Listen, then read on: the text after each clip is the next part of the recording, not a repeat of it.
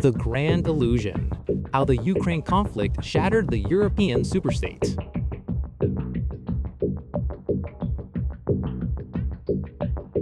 On February 24, 2022, Russia started what Western media has described as unprovoked, full-scale military invasion into its neighbor, Ukraine.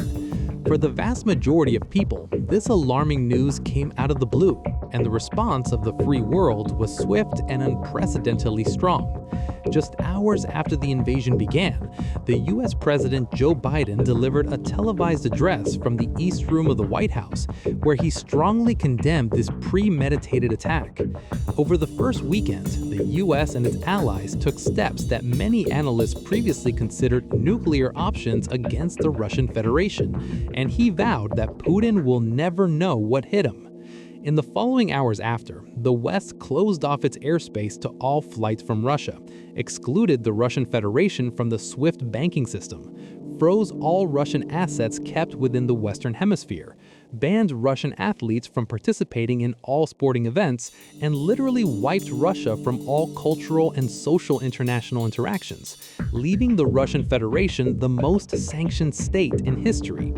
Western political leaders pledged to stand with Ukraine as long as necessary in her effort to push Russia back and achieve full military victory.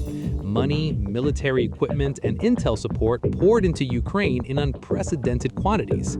The aim was clear: to crush the Russian economy, force the general public inside of Russia to rise up against the Russian government, and the collective West implicitly aimed for a hammer blow response that would topple the Russian government and oust the Russian President Vladimir Putin from power. These actions did not produce the desired effects. Russia adapted, and as of this writing, 4 years later, Russia continues its special military operation, with no signs of a weakened economy or general public discontent. Quite the contrary. As often, the official narrative about the cause of events are biased by some motives that are unclear and obscure to the public. Actions taken are driven by some factors that seem illogical and removed from public interests. Why this war? Why now?